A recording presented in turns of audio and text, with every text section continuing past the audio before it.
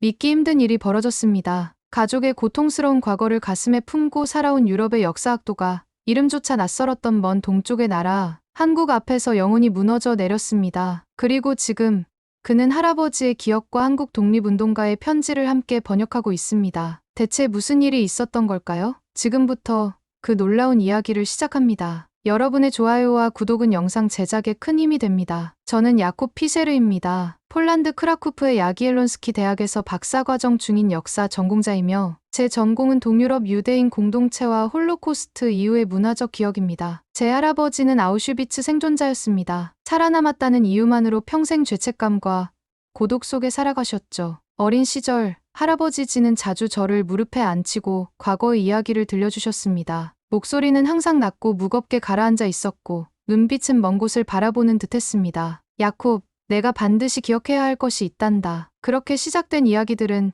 제 어린 마음에 깊은 상처와 함께 역사의 무게를 심어주었습니다. 그런 과정에서 자란 저는 자연스레 고통을 기억하는 방식에 집착하게 되었고, 이른 나이부터 인간의 역사란 결국 망각과 왜곡의 싸움이라는 냉소를 품게 되었습니다. 대학에 진학한 후에도 저는 차가운 기록들 속에서 잊혀진 목소리들을 찾아내는데 몰두했습니다. 저에게 역사는 감정이 아닌 정확성과 객관성의 문제였습니다. 그렇기에 K-팝이니 K-드라마니 하는 것들은 지나치게 가볍고 상업적인 문화처럼 느껴졌습니다. 한국이라는 나라도 마찬가지였습니다. 아름답고 성공한 국가라는 인식보다는 그저 신흥 경제국 정도로만 받아들였던 거죠. 때로는 학과 동료들이 한국 드라마나 음악에 빠져있는 모습을 보며 내심 비웃기도 했습니다. 역사의 무게를 모르는 사람들은 행복하군, 이렇게 생각하며 저는 더욱 고립된 학문의 세계로 빠져들었습니다. 제 논문 주제는 홀로코스트 이후 폴란드 유대인 정체성의 재구성이었습니다. 고통 속에서 어떻게 자신을 다시 찾아가는지 그 과정을 탐구하는 것이었죠. 그러나 객관적인 연구자로서 저는 그 고통에 공감하기보다는 분석하고 해체하는 데 익숙해져 있었습니다. 그것이 진정한 학문적 태도라고 믿었으니까요. 어느 날 지도 교수님께서 제게 특별 과제를 내주셨습니다. 야콥, 너의 박사 논문 주제와 연결될 수 있을지도 모르겠구나. 한국의 식민지 경험과 전쟁, 그리고 그들이 문화적으로 이를 어떻게 기억하고 재현하는지 조사해보렴. 처음엔 당황했습니다. 한국이 식민지를 겪었다고요? 그 나라가 그렇게 밝고 소비 중심적인 이미지의 국가가. 사실 저는 한국에 대해 거의 아는 것이 없었습니다. 스마트폰과 자동차를 만드는 나라, 화려한 음악과 영화로 세계를 사로잡는 나라 정도로만 알고 있었죠. 교수님, 왜 하필 한국인가요? 제가 조심스럽게 물었습니다. 교수님은 안경을 고쳤으며 대답하셨습니다. 야콥, 역사학자는 자신의 편견이 어디서 시작되는지 알아야 한단다. 내가 가장 관심 없는 대상을 연구해 보렴. 그곳에서 새로운 발견이 기다리고 있을지도 모르니 내키지 않는 마음으로 저는 서울에서 열린 국제 역사 다큐멘터리 상영회 온라인 녹화본을 보기 시작했습니다. 처음에는 그저 과제를 마무리하기 위한 형식적인 작업이었습니다. 빨리 끝내고 내본 연구로 돌아가자라는 생각뿐이었죠. 그런데 그 안에서 저는 전혀 예상하지 못한 역사적 현실과 마주하게 되었습니다. 이름을 빼앗기고 언어를 금지당하고 한겨울에도 외투 없이 강제징용된 소년들의 흑백 사진이 저를 붙잡았습니다. 특히 화면 속에서 이름을 지키려다 죽음을 각오했던 조선인 소녀의 이야기는 저에게 충격이었습니다. 이건 그냥 고통이 아니라 기억을 지키는 사람들의 싸움이었고 너무도 익숙한 이야기였습니다. 마치 제 할아버지가 들려주시던 이야기와 겹치는 듯한 그 장면에서 제 마음이 어딘가 무너졌습니다. 하지만 동시에 저는 괴로웠습니다. 내가 지금 느끼는 이 감정은 진짜인지, 혹시 이 다큐멘터리도 감성 마케팅일 뿐인 건지, 한국이 정말 저 기억을 진심으로 안고 살아가는 나라인지 궁금해졌습니다. 혹시 내가 누군가의 고통을 또다시 의심하는 잔인한 시선은 아닐까 하는 생각마저 들었죠. 그날 이후 저는 어딘가 마음이 불편해졌습니다. 무언가를 잘못 이해하고 있었던 것 같다는 생각이 들었고, 한편으로는 그 다큐멘터리 한 편에 너무 깊게 흔들리는 제 자신이 이상하게 느껴졌습니다. 제 책상 위에는 여전히 홀로코스트 관련 서적들이 가득했고 벽에는 할아버지의 흑백 사진이 걸려 있었습니다. 하지만 이제 그 사진을 볼 때마다 다큐멘터리 속 한국인 소년들의 눈빛이 함께 떠올랐습니다. 일본 군인 앞에서 자신의 이름을 되뇌던 소녀의 떨리는 목소리가 귓가에 맴돌았습니다. 그래서 일부러 거리를 두려 했습니다. 유튜브에서 한국 관련 콘텐츠가 자동 추천으로 떠도 그냥 넘겼고, 학생들이 K-팝 음악을 들으며 따라 부르는 모습을 보면 괜히 눈길을 피했습니다. 학과 동료가 야콥, 이번에 한국 영화제 있는데 같이 갈래? 물었을 때도 바쁘다는 핑계로 거절했습니다. 하지만 이상하게도 마음 깊은 곳에선 계속 그 장면들이 떠올랐습니다. 흑백 화면 속 이름을 되뇌던 조선 소년의 눈빛, 강제로 교복을 입고 기숙사에 갇힌 채 일본 이름을 쓰던 소녀의 기록, 그게 어쩐지 할아버지가 들려준 기억들과 겹쳐 보였기 때문입니다. 밤마다 저는 꿈을 꾸었습니다. 아우슈비츠의 철조망과 일제강점기 경성의 거리가 뒤섞인 장면들, 제 할아버지의 목소리와 한국 할머니의 증언이 교차되는 이상한 꿈이었습니다. 깨어난 후에도 가슴 한구석이 무거웠고 뭔가 해결되지 않은 감정이 저를 짓누르는 듯했습니다. 그렇게 며칠이 흘렀습니다. 저는 논문 작업에 집중하려 했지만 자꾸만 한국의 역사로 생각이 흘러갔습니다. 역사학자로서 객관적이어야 해 스스로를 다잡으면서도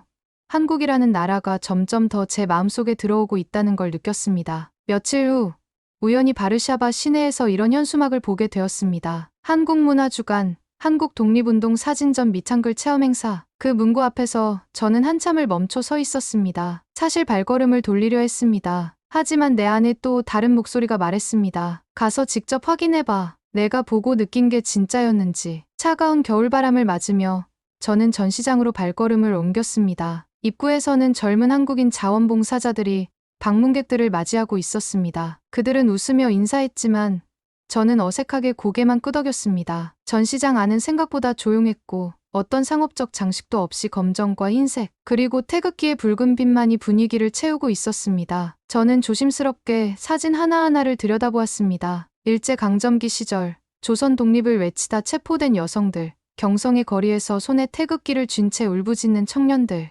그리고 그들의 이름과 나이가 적힌 자그마한 설명표. 전시장 한쪽 벽에는 이름을 지킨 사람들이라는 제목 아래 일본식 이름을 거부하다 감옥에 갇힌 조선인들의 사진이 있었습니다. 그중 한 소녀의 사진 앞에서 저는 오래도록 발걸음을 멈췄습니다. 16살짜리 소녀는 일본 경찰 앞에서도 당당히 자신의 한국 이름을 말했다가 모진 고문을 당했다는 설명이 적혀 있었습니다. 그때였습니다. 제 옆에서 사진을 바라보던 젊은 여성이 조심스럽게 말을 걸어왔습니다. 혹시 야콥 씨 맞으세요? 놀란 저는 고개를 돌렸고 그녀는 수줍게 웃으며 인사를 건넸습니다. 저는 현지라고 합니다. 한국에서 온 교환학생이에요. 교수님께서 예전에 폴란드 유대인 역사 강의하신 걸 보고 감동받아서 이름을 기억하고 있었어요. 저는 어리둥절했지만 그 순간의 분위기는 설명하기 어려울 만큼 따뜻했습니다. 우리는 몇 분간 나란히 사진을 바라보며 조용히 말을 이어갔습니다. 저희 할머니도 식민지 시절에 일본 이름을 쓰셨어요. 하지만 돌아가신 날까지 본명인 김정순이라는 이름만을 입에 담으셨어요. 그녀의 말은 낮았지만 단단했습니다. 이름을 지킨다는 건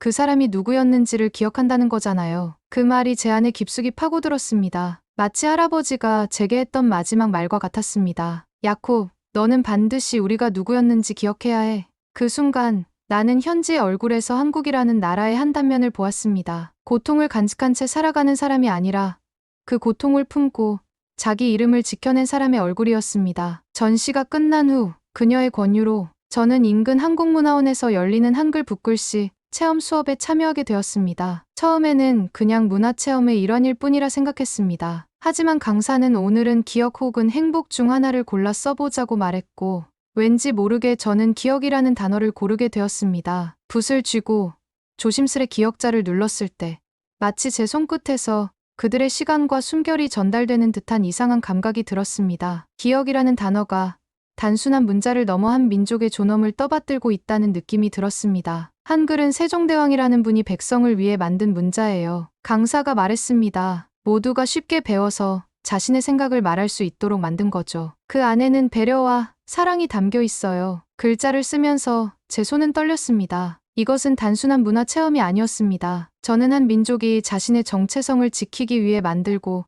지켜온 언어를 직접 써보고 있었던 것입니다. 강사의 이야기를 들으며 저는 할아버지가 자신의 유대인 이름을 끝까지 지켰던 이유를 새롭게 이해하게 되었습니다. 그날 밤 저는 책상 앞에 앉아 손으로 기억이라는 단어를 몇 번이고 써보았습니다. 그리고 깨달았습니다. 나는 이 단어를 이해하지 못한 채 너무 오랫동안 기억을 직업처럼만 다뤄왔구나. 누군가는 삶의 마지막 순간까지 지키려 했던 이름, 말, 이야기, 그 모든 것들이 이제 제 마음속에서도 뒤로소 사람의 얼굴을 갖게 된 것입니다. 처음으로 저는 할아버지의 일기를 감정을 담아 읽었습니다. 더 이상 연구 대상이 아닌 한 인간의 이야기로. 그리고 그 일기장 옆에 제가 쓴 기억이라는 한글을 나란히 놓았습니다. 두 개의 다른 언어, 다른 역사, 하지만 같은 마음으로 쓰인 글자들이었습니다. 며칠 후 저는 처음으로 한국 역사 다큐멘터리 시리즈 전체를 정주행했습니다. 그 안에서 저는 단순한 비극이 아니라 그것을 껴안고 다시 일어난 한 민족의 치열한 존재의 의지를 보게 되었습니다. 전쟁 속에서 흩어진 가족들이 서로를 찾아 울던 장면,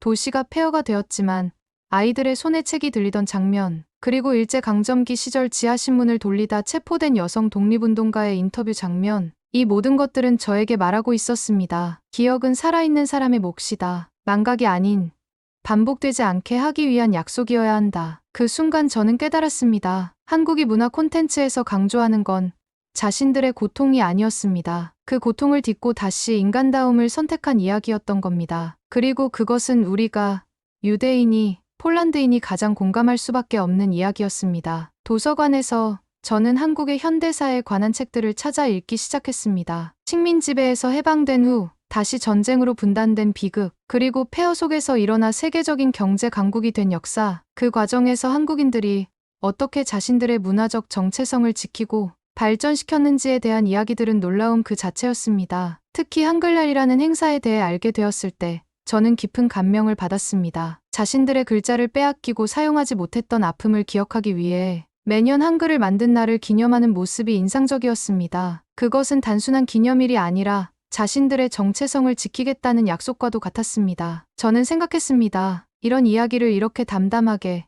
그러나 분명하게 세상에 내놓는 사람들이 있다면 그들의 문화는 단순한 상품이 아니라 하나의 치유 언어가 아닐까.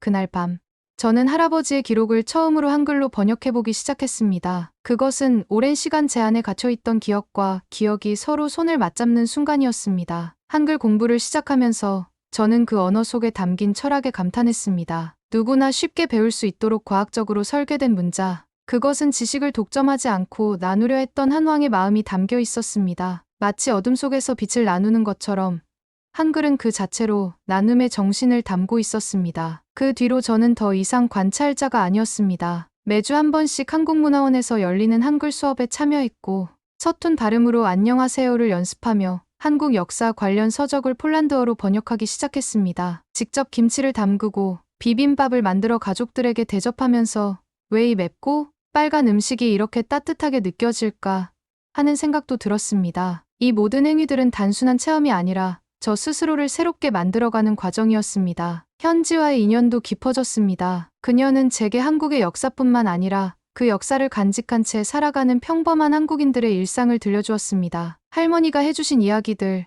학교에서 배운 역사, 그리고 지금도 여전히 한국 사회 곳곳에 남아있는 상처들까지 그 모든 이야기가 저에게는 새로운 시각을 열어주었습니다. 가장 인상 깊었던 순간은 어느 토요일 아침 바르샤바의 공공도서관에서 열린 한국 고전영화 상영회였습니다. 영화 속에 등장한 대사는 짧았지만 강렬했습니다. 어머니의 이름은 기억할게요. 나중에라도 찾을 수 있도록요. 그 장면을 보는 순간 저는 할아버지가 마지막으로 제 손을 꼭 잡으며 말하던 그 한마디를 떠올렸습니다. 야콥, 내가 기억해야 한다. 우리를, 그리고 우리가 살아낸 시간을. 이제 저는 알게 되었습니다. 기억은 고통을 계속 되새기기 위한 것이 아니라 그 고통을 내가 누구인지로 바꿔가는 힘이라는 것을. 그리고 한국은 그것을 노래하고 쓰고 춤추는 방식으로 세계에 말하고 있었습니다. 한국어 공부를 하면서 저는 정이라는 단어에 특별히 매료되었습니다. 정확한 번역이 불가능한 이 단어는 함께하는 마음,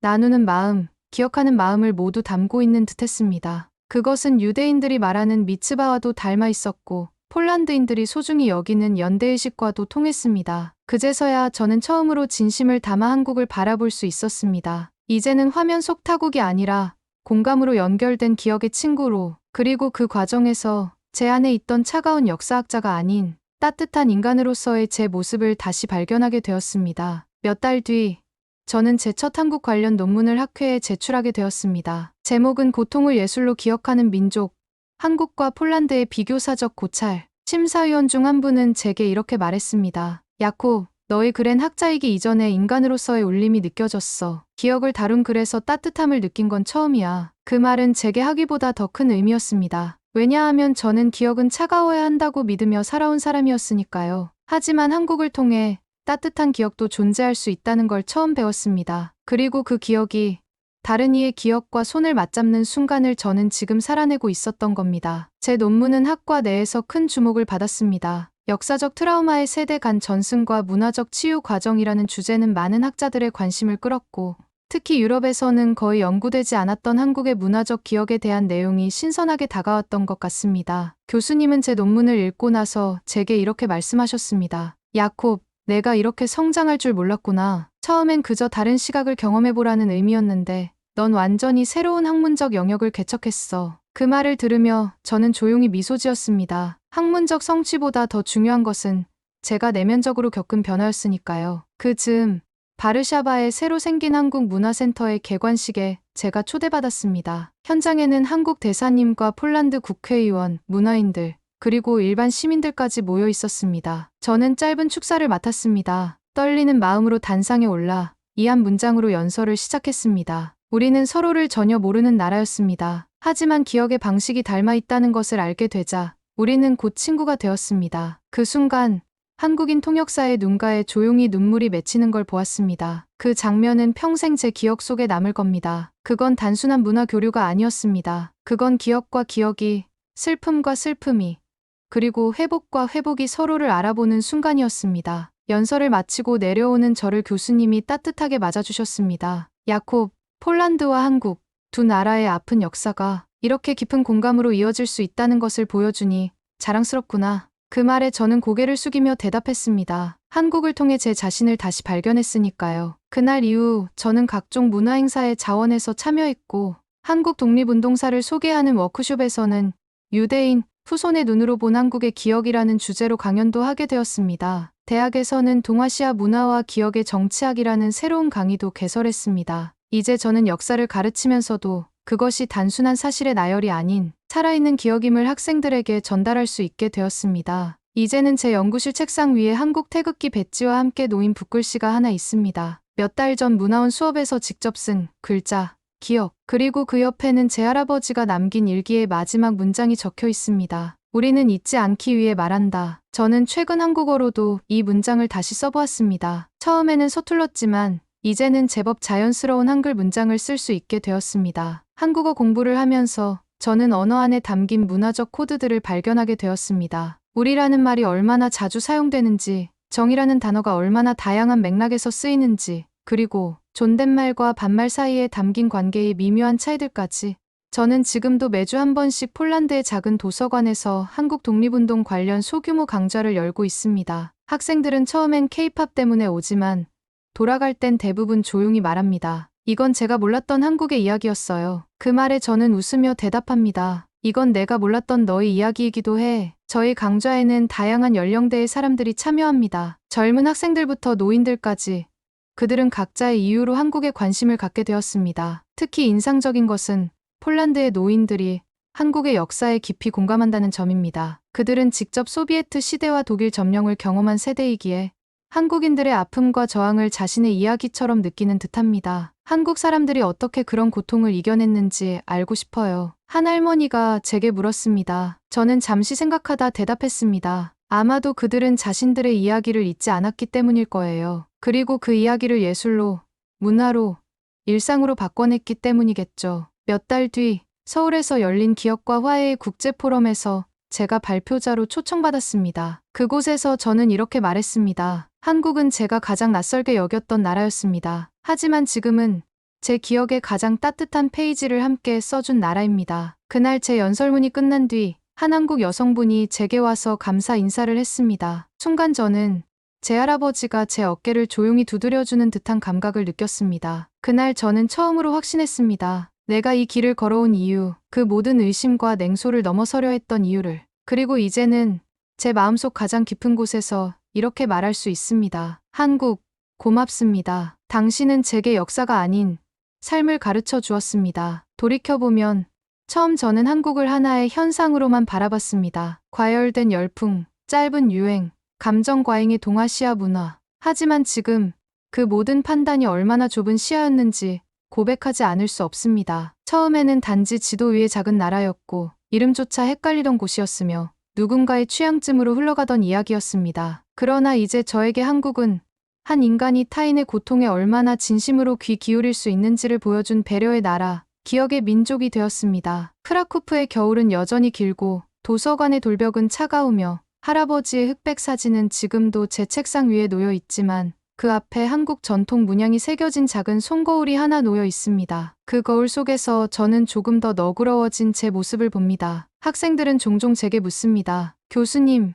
왜 이렇게 한국에 애정을 갖게 되셨나요? 저는 그때마다 미소 지으며 대답합니다. 내가 한국을 사랑하게 된 건 한국이 나에게 우리라는 말을 가르쳐 주었기 때문이야. 그리고 정이라는 번역할 수 없는 그 마음을 느끼게 해주었기 때문이지. 몇 주 뒤 저는 서울로의 방문을 위한 비행기 티켓을 예약했습니다. 그동안은 기록으로, 영상으로, 타인의 이야기로만 접했던 한국을 이번에는 제 발로 천천히 직접 걸어보고 싶었습니다. 비행기 탑승권의 목적지란에 적힌 글자를 보며 저는 조용히 중얼거렸습니다. 서울 기억의 끝이 아닌 새로운 시작. 공항에 도착해 제 여권을 넘기려는 순간 한국의 입국 심사관이 제게 이렇게 인사했습니다. 안녕하세요. 한국에 오신 걸 환영합니다. 그 짧은 인사 속에 저는 많은 것들을 느꼈습니다. 그리고 할아버지에게 마음속으로 속삭였습니다. 할아버지, 당신이 지켜낸 기억은 지금 여기, 이 새로운 땅에서도 숨쉬고 있어요. 당신의 손자는 이제 기억을 연구하는 사람이 아니라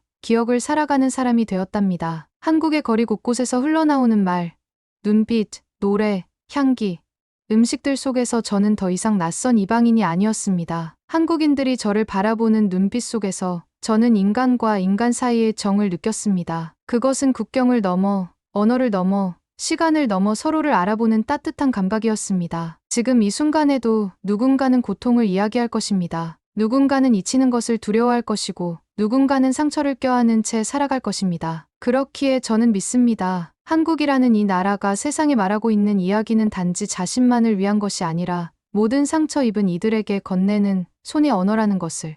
기억은 상처에서 태어나지만 그 끝은 연결로 이어진다는 것을 저는 이제 확신합니다. 한국을 처음 접한 그날, 저는 그저 차가운 연구자였습니다. 하지만 지금 저는 따뜻한 친구를 얻었습니다. 그 이름은 한국, 그 가치는 정이었습니다. 오늘 사연은 여기까지입니다. 귀한 시간 내주셔서 감사합니다. 지금까지 감동 신호등이었습니다.